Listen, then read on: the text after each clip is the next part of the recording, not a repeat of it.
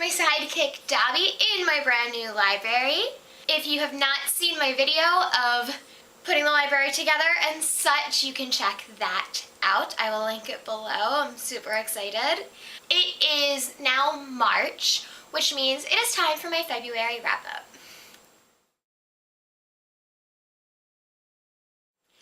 I failed once again in March. There were 8 books I was planning to read this month, and you'll see how many I actually read. There were actually only 7 though, because one that I thought was coming out this month didn't. But still, I didn't read 7 books. If I sound a little different, I am getting over a cold, which is why I did not have a video last week, and I will be cutting out a lot of coughing. But let's dive into what happened in February. I started the month listening to the audiobook for Caraval, and I finished that. I actually really enjoyed it. It's one that I had kind of heard a lot about and kind of put it off because it didn't seem like my type of thing, but I actually really liked it.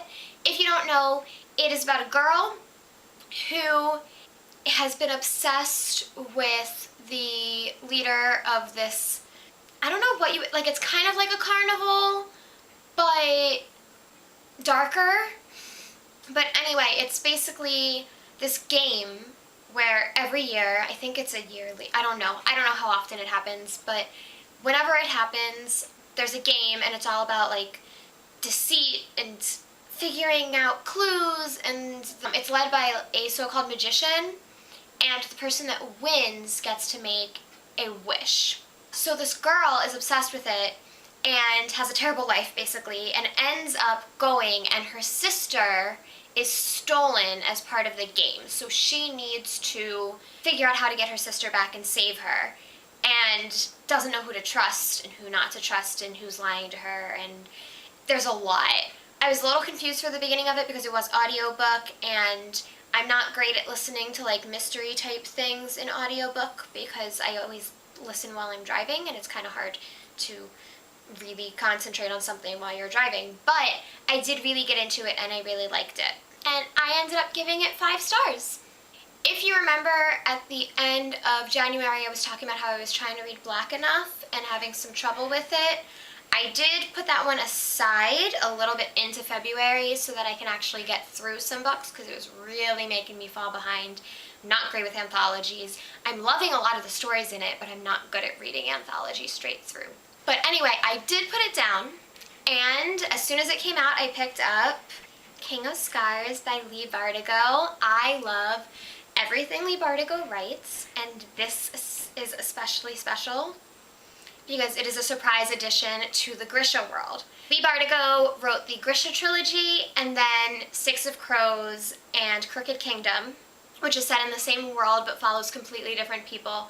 This one takes some of the characters from each of those and puts them together, and I loved it. I was expecting a bit more interaction between the different parts of the story than I saw, but I have a feeling that's going to be coming in the future.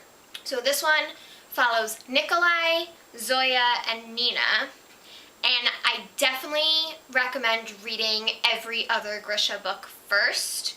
There are spoilers for all of them in here, every single one. But I really liked it. It was a little slow at the beginning. Yeah, I couldn't give it 5 stars because it was only like the last 100 pages or so where I like couldn't not turn the page. But the first like 350 to 400 pages, I was just like, okay, I love these characters, I'm enjoying this, but it's not like, holy crap, gotta keep reading, which is kind of what I look for in these types of stories. So it was kind of on par with Crooked Kingdom, which I didn't like as much as Six of Crows. Next, I was looking for something a little lighter, and I went with Fame, Fate, and the First Kiss by Kasie West. This one is actually, well, not really a continuation, but so Kasie West often has like very quick cameos in her books from previous characters. This one was actually following a character that had been a somewhat major character in another one of her books, in Love, Life, and the List. And Abby in this actually makes an appearance in the other book. This one follows Lacey, who you will know from the previous one. She wants to be an actress, and she has finally landed a big role in a zombie movie, in a historical zombie movie with a huge actor, but it seems like somebody's trying to sabotage her on set. And at the same time, she's trying really hard. Well, she's never really been interested in guys just because she's always put her career first, but this tutor is like really cute and seems to be the only person she can trust on set. So, I loved it. As I love all Casey West books, I gave it 4 stars, like I give pretty much all Casey West books. None of them are like, holy crap, this book gave me new meaning into the world. But if you're looking for a light, fun read, this one was so much fun. It didn't have some of like the deeper themes that some of Casey West's books have. But that's okay. I adored it. I do recommend reading the other one first if you have not, because there are spoilers from that in this, because it is a continuation. And I believe there will be one more book within this like series of related books, and I'm curious who it's going to follow. I have a couple ideas, but I'm not sure. But yeah, I'm excited. I love Casey West a lot. Finally, I audiobooked a book, but I don't have the physical book because I did audiobook it, but I have a poster for it. Put In by Julie Murphy. This is a companion to Dumplin' by Julie Murphy, which there was just a Netflix movie for. I adore Dumplin' so much, I gave it 5 stars. I did not like Put In as much. I did enjoy it. It did not take the route I was expecting it to take, and I'm not saying that's a bad thing. I actually thought it was going to be about these 2 very, very different girls, like, falling for each other, but that's not the way it went. There are gay characters in the book, but it was not about gay characters. Anyway, it's about 2 girls that are not friends and you never think would be friends, but are kind of forced to be near each other and end up forming this really strong friendship. On the one side, who's the type that you would always think is happy and popular and has tons of friends, it ends up being her first real friendship.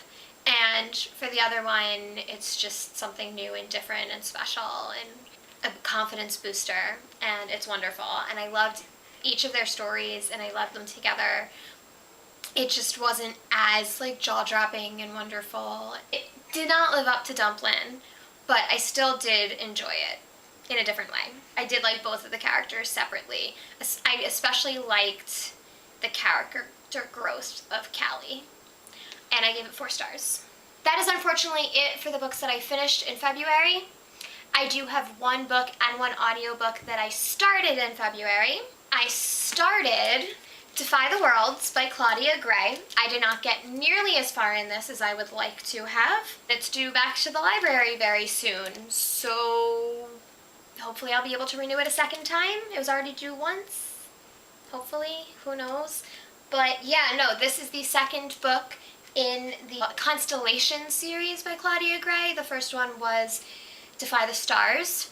It's about a artificial intelligence bot and a girl that form a strong friendship and maybe more-ish when they basically are trying to save a world from Earth.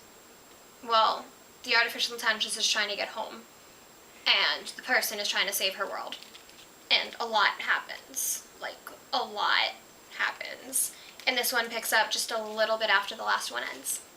And I'm liking it so far, but it's put-downable.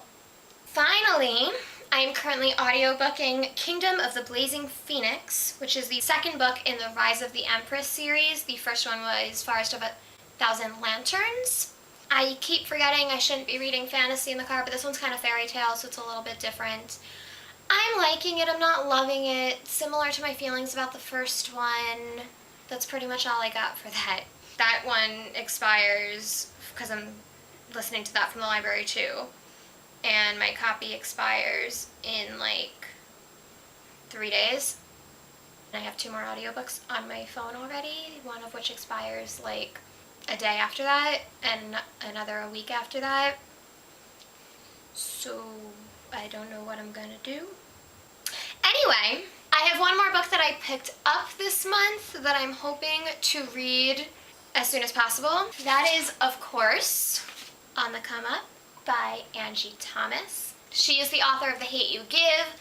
Super excited for this book, but I haven't had a chance to read it yet. Luckily, only one book comes out in March that I'm like anxiously waiting for, so hopefully I will have time to catch up with all of the books, not all of the books, but a lot of the books I was planning to read this month. And then I don't have any other books I'm like anxiously waiting for like 100 days or something. So I should be able to catch up over the next couple months. I just can't keep reading like 2 books a month because that's not enough books. It's not. It's just not. I think that's it. Sorry I kind of failed again this month. I'm hoping to kind of pick it up, but yeah, I have a lot of events coming up. I just applied for a press pass to BookCon, which I've gotten press the past couple years, so hopefully that won't be a problem. I have Nova Teen coming up at the end of this month, which I'm sure to do a video for, and other things. Anyway, that's it. Thanks for watching. Don't forget to give me a thumbs up if you like this video. You can follow me on Twitter at ReaderGonnaRead, just like my YouTube channel. And subscribe by clicking down below or up there. I will talk to you next time. Bye!